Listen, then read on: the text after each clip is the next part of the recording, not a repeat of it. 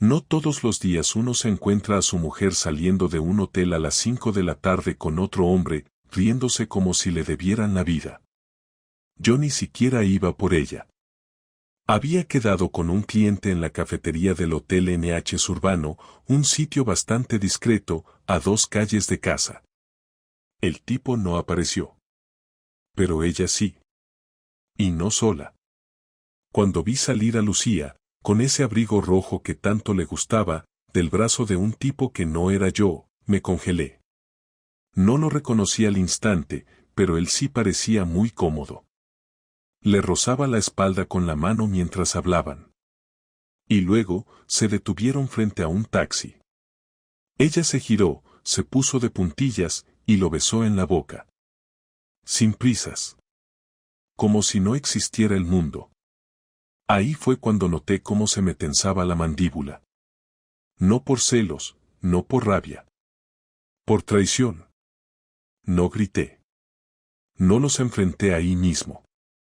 Me di media vuelta, salí caminando en dirección contraria, y me senté en una terraza vacía en la calle Orense. Pedí una caña, que no toqué, y me quedé mirando el vaso durante 20 minutos. No sabía si tenía ganas de vomitar o de reírme como un loco. Lucía, mi mujer, con otro tío. No en un sitio perdido, no en una escapada secreta. En nuestro barrio. A 2 calles del piso donde vivimos desde hace 8 años. En pleno centro de Madrid. Donde cualquiera podía verlos. No sé cuánto tiempo estuve ahí sentado. Supongo que lo justo para convencerme de que no había sido una alucinación. De que ese beso no era un malentendido. De que no eran primos, ni compañeros de trabajo, ni ningún cuento que me fuera a tragar. La parte más jodida es que no dolía como esperaba. No sentí el puñal. Sentí otra cosa. Algo más frío.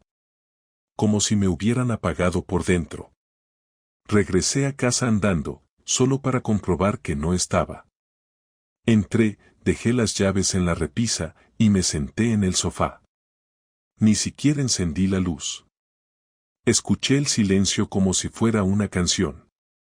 Cuando llegó, 1 hora más tarde, todo era normal. Como si viniera de hacer la compra. Llevaba una bolsa de tela con una barra de pan y algo de fruta. ¿Has cenado ya?, me preguntó. Me giré a mirarla, y durante un segundo estuve a punto de soltarlo todo. De gritarle lo que había visto. De arrastrarla contra la verdad. Pero no lo hice. No porque tuviera miedo. Sino porque necesitaba entender. Saber quién era ese cabrón. ¿Cuánto tiempo llevaba el asunto? ¿Cuántas veces había salido de casa conmigo pensando que su día terminaría besando a otro? Ese día comenzó mi juego. El más frío, el más calculado. El más necesario. A partir de esa tarde, dejé de ser su marido. Y empecé a ser su sombra. Esa noche no dormí. Y no por lo que había visto, sino por lo que no sabía. Me pasé horas tumbado en la cama al lado de ella, sintiendo su respiración tranquila, regular, como si nada. Me giré un par de veces para mirarla, esperando que su cara revelara algo, un gesto, una sombra, una pequeña pista. Pero estaba igual que siempre, incluso sonrió un poco en sueños. Yo, en cambio, estaba intentando decidir si la estaba idealizando durante todos estos años o si me estaba enfrentando por primera vez a la versión real de Lucía. A la versión que, sin pestañear, sale de un hotel con otro tío y luego entra en casa con fruta y pan como si todo encajara. A las 6 de la mañana me levanté sin hacer ruido, preparé café y salí a caminar, con la cabeza rota, sabiendo que mi reacción de la noche anterior había sido lo más inteligente que podía haber hecho. No iba a enfrentarse a ella sin nada. Necesitaba pruebas, datos, certezas. Necesitaba tener el control. En los días siguientes mantuve una actuación digna de premio. Le hablé con normalidad, le pregunté por el instituto, La escuché hablar de lo difíciles que estaban sus alumnos de tercero, incluso cocinamos juntos el sábado por la noche. Me di cuenta de que ella se lo creía todo. No sospechaba absolutamente nada. Eso fue lo que más me jodió. No se sentía culpable, no se le escapaba ni una gota de tensión, ni un gesto forzado. Me besaba por la mañana antes de irse y me preguntaba si quería algo del súper cuando salía por la tarde. Y yo fingía. Mejor de lo que esperaba. Cada sonrisa era una máscara, cada conversación era una prueba de resistencia. En el trabajo notaron que estaba más callado, más metido en lo mío. Un compañero me soltó en broma que parecía que estaba aprendiendo a matar con la mente. Y no le faltaba razón. Empecé a seguirla. Suena estúpido, pero lo hice. No a diario, pero sí un par de veces a la semana, cuando decía que tenía reunión con el claustro o que iba a correr al parque. No le dije que había cogido días libres en el trabajo. Me levantaba con ella como siempre, la despedía con un beso, me vestía, salía 20 minutos después y la seguía en el coche. Me sentía ridículo al principio, como si estuviera haciendo el ridículo por no confiar, por no enfrentarme directamente. Pero cada día que pasaba me convencía de que lo que hacía tenía sentido. Era necesario. Estaba recogiendo piezas. La primera vez que la vi entrar al hotel con él fue un martes por la tarde. Llevaba ropa de deporte, como si de verdad fuera al parque. Lo seguía él también. Llegó en un coche que no reconocía, un Mercedes gris con matrícula extranjera, probablemente de renting. Ella entró antes. Él esperó unos minutos fuera, mirando el móvil, y luego entró. Estuvieron dentro 1 hora y 47 minutos. Conté cada uno en el reloj del coche. Cuando salieron, se besaron como la primera vez, sin prisas, como si no tuvieran nada que esconder. Y otra vez, cada uno por su lado. No necesitaba más para confirmar que lo que había visto la semana anterior no era algo puntual. Era rutina. Era su otro horario, su otro plan. Empecé a seguir también a él cuando podía. No era fácil. Tenía pinta de ser bastante listo. Siempre aparcaba lejos del hotel. Cambiaba de itinerario. Usaba gafas de sol aunque estuviera nublado. No me acercaba demasiado, solo lo justo para ver a dónde iba. Lo vi salir varias veces de un despacho en la calle Alcalá, cerca del Retiro. Un edificio discreto. Busqué la placa. Despacho de arquitectura. Hasta ese momento no sabía ni su nombre. Y entonces lo vi, Hugo Casado. Arquitecto. Colegiado en Madrid. Me metí en su web, en su LinkedIn, en sus redes sociales. Estaba casado, o eso parecía. Tenía fotos con una mujer, una tal Marta, y 2 niñas pequeñas. Todo parecía una postal familiar perfecta. Me quedé mirando una foto en la que estaban los 4 en la playa. Él sujetando a una de las crías, Lucía comentando con un corazoncito. Me ardía la cara. Cerré el portátil de golpe. No era solo que me estuviera engañando. Era que participaba en una doble vida sin remordimientos, sin límites. A esa hora ella estaba a punto de llegar a casa. Me levanté y fui a la cocina. Me serví un vaso de vino y me lo bebí de un trago. Me serví otro. Pensé en gritar. En destrozar algo. Pero seguía sabiendo que aún no era el momento. A la mañana siguiente hice lo más bajo que he hecho en mi vida. Aproveché que se duchaba para revisar su bolso. Encontré una tarjeta del hotel. Guardada entre las páginas de un cuaderno. Abrí el cuaderno. No había nada escrito. Nada. Solo la tarjeta, sin más. Era como un recordatorio. Como si no necesitara más que eso para mantener vivo el otro mundo. El nuestro ya lo vivía en piloto automático. Esa noche, durante la cena, le pregunté qué tal el día. Me miró a los ojos mientras cortaba la pechuga. Tranquilo, aunque me tocó hacer una suplencia a última hora, con primero de eso, y son insoportables. Asentí. Me bebí mi cerveza sin apartar la mirada de ella. Se la notaba suelta, natural. Después, en el sofá, se puso las gafas y empezó a corregir exámenes. Me preguntó si quería ver algo en la tele. Le dije que no, que prefería leer. Mentira. Solo quería verla. Estudiar cada gesto. Medir el nivel de mentira. Quería confirmar que sí, que estaba totalmente dentro del papel. En ese momento supe que no iba a ser suficiente con saberlo. No bastaba con verlos. Necesitaba que lo supiera. Que entendiera que no se puede vivir así sin consecuencias. Empecé a pensar en lo que haría. Nada violento. Nada de películas. Quería algo más limpio, más humillante. Algo que le quitara el suelo sin tocarla. Que la dejara mirando alrededor sin entender qué había pasado. Como había hecho yo. Pero para eso necesitaba seguir con la farsa un poco más. Prepararme bien.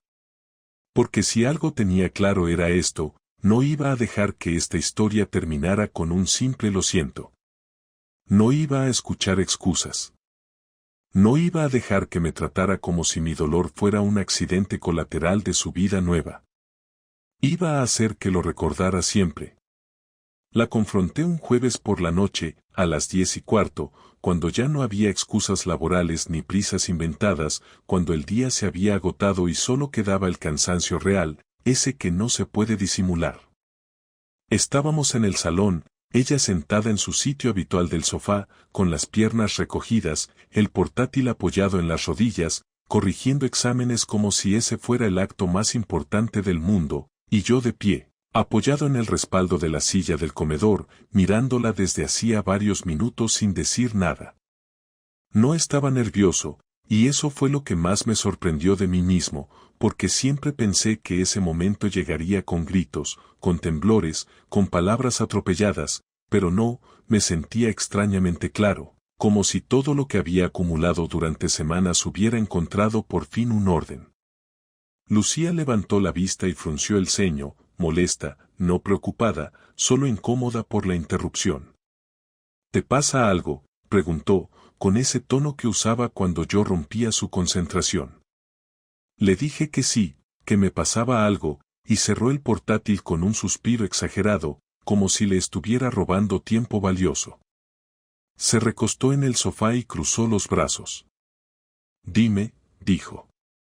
Y ahí entendí que ella pensaba que aquello era una conversación más, una de esas charlas rutinarias sobre dinero, horarios o cualquier cosa doméstica, y esa seguridad suya me dio una rabia seca, limpia, sin gritos. Le dije que sabía lo del hotel. No levanté la voz. No hice pausas dramáticas. Solo lo solté. Sé que vas al hotel de Zurbano con él. Su cuerpo reaccionó antes que su cara. Se quedó rígida, como si le hubiera dado una descarga. Tardó unos segundos en parpadear. Luego se rió, una risa corta, nerviosa, que murió rápido. ¿De qué estás hablando?, preguntó, y ahí empezó el teatro. No me moví. Le dije que también sabía su nombre, que sabía dónde trabajaba, que sabía que estaba casado y que tenía 2 hijas pequeñas. Cada dato que soltaba era como quitar una pieza de un edificio mal construido. La vi encogerse un poco más en el sofá, pero no lloró, no gritó, no se levantó. Lo que hizo fue lo que siempre había hecho mejor, justificarse. Raúl, estás mezclando cosas, estás sacando conclusiones muy fuertes, dijo, y yo tuve que morderme la lengua para no reírme en su cara. Le pregunté si besar a otro hombre en la puerta de un hotel también era una conclusión fuerte o si eso entraba dentro de alguna nueva categoría moral que yo desconocía. Se levantó de golpe. Empezó a caminar por el salón, nerviosa, pasándose la mano por el pelo. No sabes cómo han sido estos meses para mí, soltó, y ahí fue cuando algo se rompió del todo, porque pasó directamente del intento de negación al papel de víctima, sin transición. Le dije que no me hablara de sus meses, que yo también había tenido meses, noches enteras sin dormir, días enteros mirando una pantalla sin entender nada, pero que nunca se me ocurrió meterme en la cama con otra persona para aliviarlo. Ella empezó a llorar entonces, pero no era un llanto descontrolado, era medido, casi funcional, como si supiera exactamente cuánto necesitaba para provocar el efecto justo. No fue así, dijo. No fue planeado. Me acerqué un paso. Le pregunté cuántas veces no había sido planeado, cuántas tardes, cuántas mañanas, cuántas mentiras. Me gritó que parara, que no tenía derecho a interrogarla como si fuera un juez. Y ahí sí levanté la voz. Le dije que el derecho se lo había dado ella el primer día que decidió mentirme mirándome a los ojos, que el derecho me lo había ganado yo aguantando semanas sin decir nada mientras ella entraba y salía de casa como si nada. La discusión subió de tono. Ella gritaba, yo gritaba. En un momento lanzó el portátil contra el sofá y el golpe seco resonó en toda la casa. Me dijo que se sentía sola desde hacía años, que yo me había vuelto distante, que ya no la miraba como antes, que solo hablábamos de cosas prácticas, que se sentía invisible. Le pregunté si invisible era la palabra que usaría para describir a un hombre que la seguía hasta un hotel y la tocaba en público sin miedo. Me empujó el pecho con las manos abiertas. No fue un empujón fuerte, pero fue suficiente. Le agarré las muñecas y la aparté de mí. No me toques, le dije. Se quedó mirándome con una mezcla de rabia y miedo que no le había visto nunca. ¿Qué quieres, entonces?, me gritó. Que te pida perdón, que me arrastre. Le dije que no quería nada de eso, que no estaba buscando una escena, que lo único que quería era que entendiera que había cruzado una línea de la que no se vuelve como si nada. Me dijo que no era justo, que nuestra relación llevaba tiempo rota, que esto solo había sido una consecuencia. Le contesté que una relación se habla, se discute, se intenta arreglar o se termina, pero no se traiciona a escondidas como si el otro fuera un idiota. En ese punto la discusión ya no era solo por la infidelidad, era por todo lo que había quedado enterrado durante años, reproches viejos, silencios acumulados, decisiones que nunca se tomaron. Me dijo que había pensado en dejarme, que no sabía cómo hacerlo, que tenía miedo de quedarse sola. Le pregunté si ese miedo se le había pasado cuando estaba con él. No respondió. Se sentó en el sofá, derrotada por primera vez desde que empezó todo. Se tapó la cara con las manos. Yo me quedé de pie, mirándola, sintiendo cómo la rabia empezaba a transformarse en algo más pesado. No fue solo sexo, dijo al final, con la voz rota. Me sentí viva. Esa frase fue la que más me dolió de toda la noche, porque implicaba que conmigo estaba muerta y que yo había sido parte del problema sin saberlo. No la contradije. No tenía sentido. Le dije que recogiera algunas cosas y se fuera esa noche. Me miró como si no me hubiera entendido. ¿A dónde?, preguntó. Le dije que me daba igual, que no podía dormir bajo el mismo techo que ella después de todo lo que había descubierto. Empezó a decir que no, que necesitaba tiempo, que no podía irse así. Le abrí la puerta del dormitorio y le señalé el armario. Tiempo es lo único que has tenido, le dije. Tardó 1 hora en hacer una maleta. No hablamos durante ese tiempo. El ruido de las cremalleras, de los cajones, de las perchas, llenó la casa de una forma insoportable. Cuando salió del dormitorio llevaba los ojos hinchados, el pelo recogido sin cuidado, la cara de alguien que no esperaba que las cosas terminaran así. Se paró en la puerta.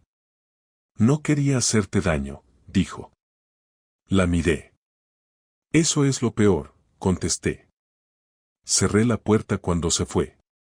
Me apoyé en ella durante un rato largo. No lloré. No grité. Solo respiré. Sabía que esa noche no había terminado nada. Solo había empezado de verdad. La casa se quedó en silencio cuando Lucía se fue, un silencio incómodo, pesado, pero también útil, porque por primera vez en semanas pude pensar sin tenerla delante justificándose o llorando a medias. Me senté en la mesa del comedor con el portátil, el mismo que ella había lanzado contra el sofá unas horas antes, y empecé a ordenar todo lo que había recopilado durante ese tiempo.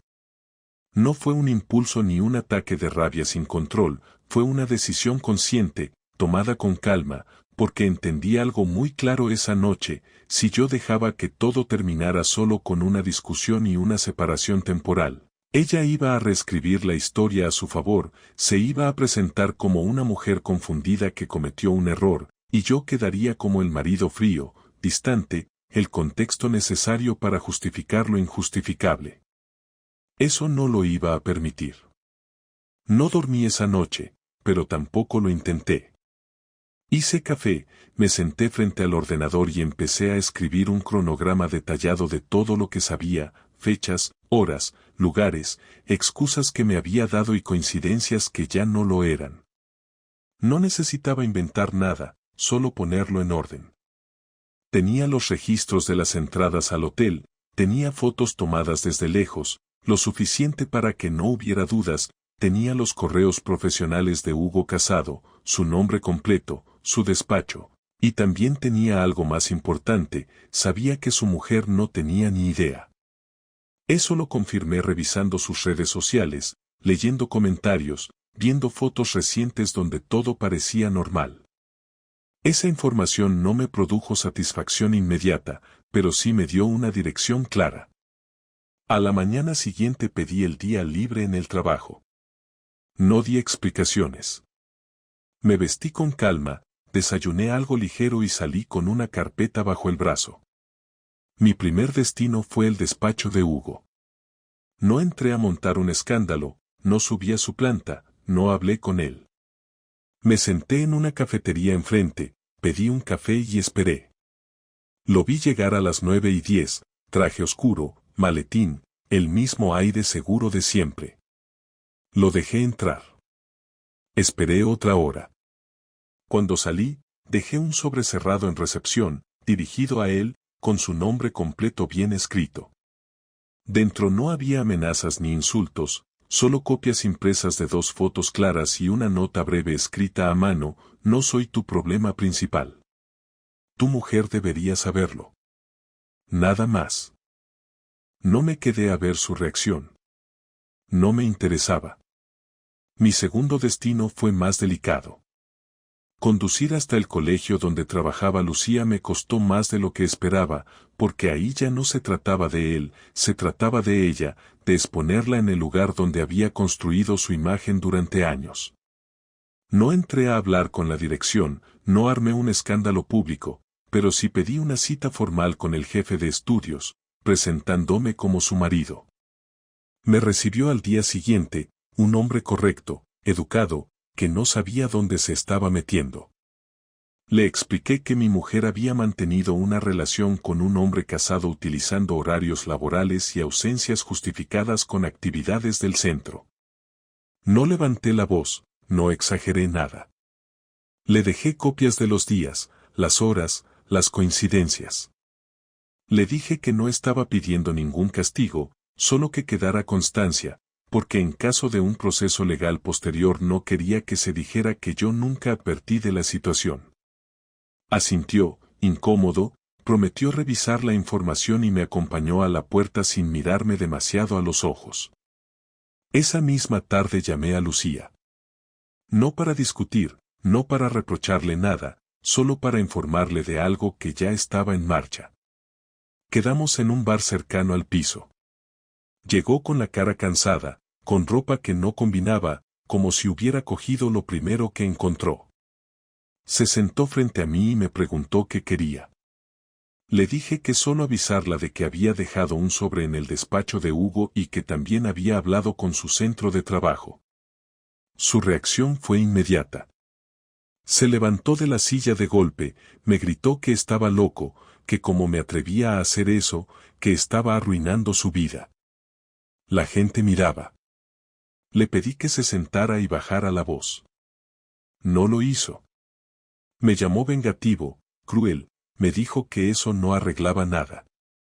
Le contesté que no estaba intentando arreglar nada, que solo estaba equilibrando las cosas, porque hasta ese momento el único que había pagado consecuencias reales había sido yo.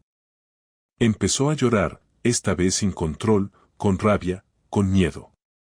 Me dijo que Hugo no iba a perdonarla, que su mujer la iba a odiar, que en el instituto iban a empezar a murmurar. Le pregunté si pensó en mí cuando salía del hotel con el del brazo, si pensó en mi trabajo, en mi familia, en mi dignidad. No respondió. Solo repetía que no era justo. Me incliné hacia adelante y le dije algo que llevaba días ensayando en mi cabeza, sin levantar la voz, sin teatralidad. Justo no es que yo tenga que cargar con esto en silencio mientras tú sigues con tu vida intacta. Justo es que todo el mundo sepa quién tomó las decisiones. Se calmó un poco. Me pidió que parara, que todavía estaba a tiempo de arreglarlo, que podía llamar al colegio, que podía hablar con Hugo. Le dije que ya no dependía de mí, que yo no había inventado nada, que solo había dejado que la verdad saliera de los espacios cerrados donde ella la había escondido. Me dijo que no me reconocía, que me había convertido en otra persona.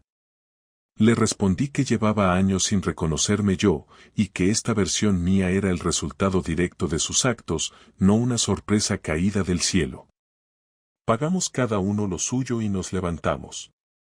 Antes de irse me preguntó qué pretendía ahora, si quería el divorcio, si pensaba echarla definitivamente del piso. Le dije que eso lo hablaríamos más adelante, cuando todo estuviera en la mesa y no hubiera más mentiras flotando. Se fue sin despedirse. Yo me quedé un rato más, terminé mi bebida y salí a la calle con una sensación rara, no de alivio, pero sí de firmeza.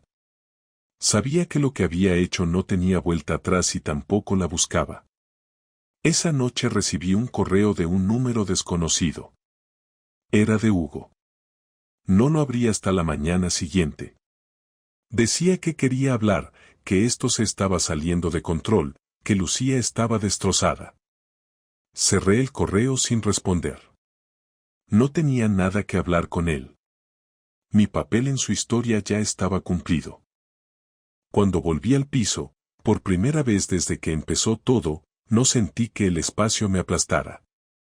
Abrí las ventanas, ordené un poco, tiré cosas viejas. No era una limpieza simbólica ni nada parecido, era simplemente hacer sitio para lo que venía. Sabía que Lucía iba a intentar volver a controlar el relato, que iba a buscar compasión, que iba a minimizarlo todo. Pero también sabía que ya no podía hacerlo en la sombra. Y eso, aunque no me hacía feliz, me hacía sentir algo que había perdido, que no había sido un espectador pasivo de mi propia humillación. La venganza no me devolvió lo que había perdido, pero dejó algo claro, tanto para ella como para mí. Yo no iba a desaparecer en silencio. Y eso, en ese momento, era suficiente. Una semana después de aquella conversación en el bar, me llamó por teléfono con voz suave, como si estuviera hablando con alguien que apenas conocía, sin tono de reproche ni rastro del llanto histérico del último encuentro. Me pidió que nos viéramos en persona, que no quería discutir ni convencerme de nada, que solo necesitaba decirme algo cara a cara, sin gritos, sin testigos. Dudé. No porque temiera lo que fuera a decirme, sino porque sentía que ya no había nada pendiente, nada que pudiera aportar claridad a algo que había quedado demasiado expuesto. Pero acepté, más por curiosidad que por otra cosa. Quedamos en un parque cerca del piso, a una hora donde habría poca gente. Llegó puntual, vestida con ropa sencilla, sin maquillaje, con la cara más flaca y el gesto más apagado que le había visto nunca. No parecía ella, y sin embargo, ahí estaba, mirándome como si aún esperara que yo le ofreciera algo que ni siquiera sabía cómo pedir. Nos sentamos en un banco, sin acercarnos demasiado, sin ningún intento de contacto físico. Me dijo que ya había hablado con la dirección del instituto, que le habían informado que no tomarían medidas disciplinarias, pero que a partir del siguiente curso le cambiarían de centro para evitar conflictos. Me lo soltó sin dramatismo, como si leyera un informe. Luego me dijo que Hugo ya no quería verla, que su mujer había descubierto todo, que lo habían echado temporalmente de casa y que estaban en medio de una especie de terapia de pareja. Cuando terminó esa parte, se quedó en silencio, como si esperara alguna reacción por mi parte. No la tuvo. Me limité a asentir con la cabeza. Era información que no me sorprendía ni me aportaba nada. Entonces cambió el tono. Me miró directamente y me preguntó qué iba a hacer conmigo, con nosotros, con el matrimonio. Le dije que no lo sabía, que estaba pensando, que no había tomado una decisión definitiva, pero que lo más probable es que lo mejor fuera separarnos. No lo dije con rabia, ni con rencor, sino como se dice algo que ya se sabe desde hace tiempo, pero que nadie se ha atrevido a pronunciar en voz alta.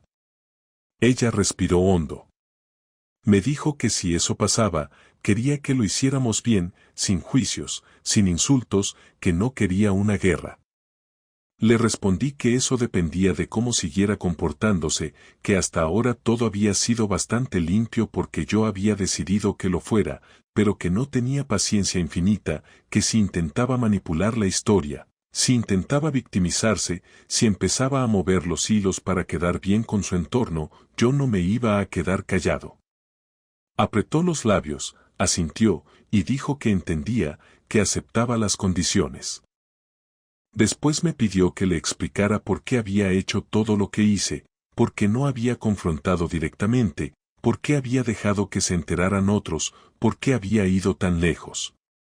Le dije que no lo había hecho para destruirla, ni para vengarme por placer, sino porque necesitaba que ella sintiera una parte mínima de lo que había sentido yo durante semanas, porque si todo quedaba en una conversación privada, si todo se arreglaba en una noche de lágrimas y disculpas, iba a parecer que lo suyo había sido un error menor, una distracción, algo reparable, y no lo era.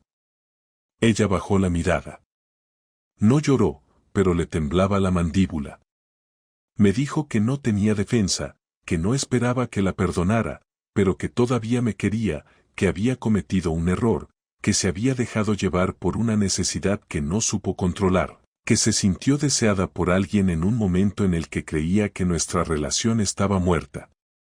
Le pregunté si pensaba que eso justificaba la mentira, la doble vida, el desdén, la forma en que siguió actuando como si nada mientras yo compartía techo, comida y cama con alguien que ya no existía. No respondió. Solo dijo que estaba arrepentida. Le dije que ya no me interesaba su arrepentimiento, que eso venía después de los hechos, que lo único que me importaba ahora era cómo íbamos a cerrar esta etapa de la forma más clara y respetuosa posible. Me pidió que si al menos podía pasar por casa a recoger más cosas. Le dije que sí, que me avisara con antelación, que no quería estar presente, que prefería no verla entrando y saliendo, que era mejor mantener cierta distancia. Me dijo que tenía algunas cosas sentimentales que no quería dejar atrás, cartas, fotos, libros, cosas que yo no sabía que aún conservaba. Le respondí que no había problema. Quedamos en que pasaría el sábado por la mañana. Nos levantamos del banco y se despidió sin besarme, sin tocarme. Solo dijo gracias. La vi alejarse caminando lento, encogida, como si estuviera esperando que algo más pasara, pero no pasó. El sábado llegó puntual, entró con una mochila y una caja de cartón. Estuvo dentro del piso menos de media hora. Cuando salió, me dejó las llaves en el buzón sin dejarme nota. Revisé después y vi que se había llevado exactamente lo que había dicho, nada más. No faltaban libros ni cuadros ni nada que no le perteneciera. El orden era casi ofensivo. Durante los días siguientes no volvió a escribirme, no llamó, no preguntó nada. Lo único que recibí fue un mensaje del banco con la notificación de que había cancelado su parte de la cuenta compartida, sin dejar deudas. Me pareció un gesto lógico, correcto. Nada más. Yo también empecé a mover mis piezas. Hablé con un abogado. Le conté todo, sin adornos, sin esconder nada. Me recomendó que tramitáramos el divorcio de mutuo acuerdo, que así sería más rápido y menos costoso. Le dije que estaba de acuerdo, siempre que ella no intentara quedarse con nada que no le correspondiera. Me pidió que redactara un listado de bienes y que intentara tener una conversación formal con ella para cerrar los términos antes de iniciar el proceso. Lo hice. La llamé. Nos reunimos en la misma cafetería de la primera vez, sentados en mesas separadas de las anteriores, como si estuviéramos en capítulos distintos de una novela mal escrita. Le expliqué las condiciones, los puntos, los detalles. Ella aceptó sin discutir. Solo pidió llevarse el sofá pequeño del salón y una lámpara de su madre. No discutí. Cerramos todo en menos de una hora. La última vez que la vi fue cuando vino a recoger el sofá y la lámpara. Lo hizo acompañada de un primo suyo, uno que nunca me cayó bien, pero que al menos tuvo la decencia de no decir una palabra durante toda la recogida. No nos saludamos. No nos despedimos. Cerré la puerta cuando salieron y esa vez no me apoyé contra ella. Solo fui a la cocina, bebí un vaso de agua y abrí el portátil para confirmar la cita con el abogado.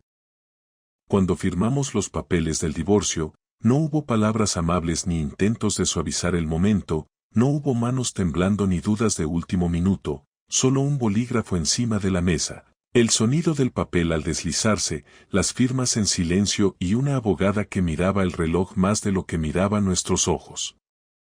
No me pidió que reconsiderara nada, tampoco mostró señales de que le costara asumir lo que estaba haciendo, simplemente firmó, deslizó el documento hacia mí y se mantuvo en su sitio mientras yo hacía lo mismo. Fue un trámite, y como todo trámite, no dejó espacio para lo emocional. Lo que sentí después fue extraño, no alivio ni tristeza, sino una mezcla de desgaste y descanso, como si se cerrara una cuenta pendiente y nada más. Salimos del despacho por separado, y al verla alejarse por la calle pensé que nunca habría imaginado ese final, pero ahí estaba, tan real como cualquier otro momento de los que compartimos durante más de una década. No hubo abrazo, ni mirada de complicidad, ni palabras de cierre. Cada uno volvió a su mundo sin el otro. En los días siguientes traté de adaptarme a la nueva normalidad. El piso me resultaba raro, pero no insoportable.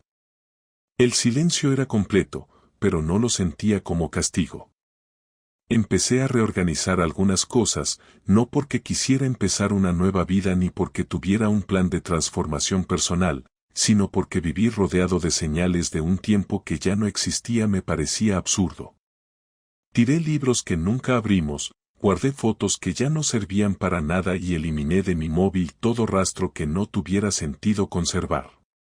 No lo hice con rabia ni con nostalgia, lo hice porque era lógico, porque mantener objetos muertos me parecía tan innecesario como mantener conversaciones muertas.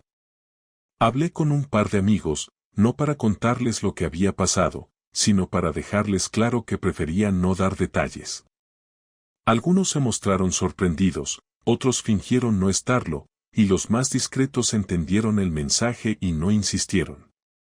No necesitaba opiniones, ni juicios, ni consejos disfrazados de empatía. Ya había pensado todo lo que tenía que pensar, ya había sentido todo lo que tenía que sentir, y ahora solo quedaba seguir. A los 15 días de firmar, recibí un mensaje de su madre. Me pedía que si podía hablar con Lucía, que estaba muy deprimida, que no salía de casa, que no hablaba con nadie, que parecía apagada. Le respondí con educación que yo no era la persona indicada para eso, que no tenía sentido mantener una relación con alguien que ya no formaba parte de mi vida. No me insistió. Luego me enteré por conocidos que había pedido una baja temporal en el nuevo centro al que la habían asignado, que se había mudado a un piso más pequeño y que estaba viendo a una terapeuta. No sentí lástima ni satisfacción. Era simplemente una consecuencia lógica de todo lo que había hecho. Las decisiones traen efectos, y ella estaba enfrentando los suyos, igual que yo enfrenté los míos. Nadie salió ileso, pero tampoco nadie salió engañado.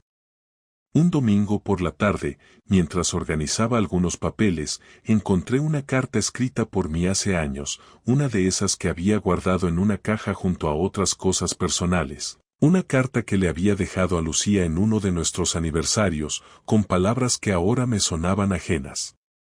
Me leí a mí mismo como si leyera a otro hombre, alguien que creía que las cosas eran para siempre, alguien que creía que con amor bastaba.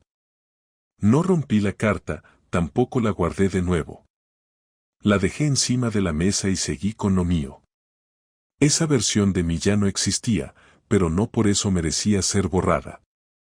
Era parte de la historia, una historia que había terminado, pero que había sido mía. Pasaron las semanas y un día, sin esperarlo, me encontré con ella en la calle. Fue en una zona cercana al centro, donde nunca habíamos coincidido antes. Ella iba sola, yo también. Nos cruzamos, nos miramos y nos detuvimos. Me saludó con un gesto leve, como si no supiera si debía hablarme o no. Le devolví el saludo. Me preguntó si tenía un minuto. Asentí. Caminamos juntos unos pasos, sin rumbo fijo. Me dijo que no me iba a molestar, que solo quería agradecerme que no hubiera hecho más grande el escándalo, que podía haberla hundido públicamente y no lo hice. Le respondí que no lo hice por ella, que lo hice por mí, porque no necesitaba ese tipo de victoria, porque lo importante ya estaba claro y no necesitaba adornarlo con castigos públicos. Asintió. Me dijo que había aprendido cosas. Le contesté que yo también. Me preguntó si creía que algún día podríamos hablar con normalidad. Le dije que tal vez, pero no pronto. No porque le guardara odio, sino porque aún no veía sentido en tener una relación cordial con alguien que eligió ocultarme todo lo que era. Me entendió. Nos despedimos sin tensión. Cada uno siguió por su camino. Poco a poco, volví a trabajar con más concentración, retomé rutinas, salí algunas veces con amigos, incluso me planteé hacer algún viaje. No tenía grandes expectativas, pero tampoco me sentía vacío. Me quedé con lo que había aprendido. Que la confianza no es incondicional, que el amor no justifica el silencio, que las personas pueden dejar de ser quienes eran sin previo aviso, y que nadie te debe lealtad eterna solo por haberla prometido una vez. No me convertí en alguien amargado, tampoco en alguien que idealiza el dolor. Solo entendí que hay cosas que se terminan, y que aceptarlo no es rendirse, es tomar el control. Nunca pensé que mi matrimonio terminaría así, tan rápido, tan seco, sin redención ni grandes gestos, pero así fue. Y aunque al principio dolió más de lo que puedo explicar, ahora puedo decir que ya no cargo con esa historia como una cruz, sino como un capítulo más. Uno que no elegí, pero que supe cerrar. Porque al final, lo único que uno puede hacer con una traición es entender que existió, que cambió el rumbo de las cosas, y que seguir adelante no es una victoria ni una derrota, es simplemente lo que toca. Y eso, en mi caso, fue suficiente.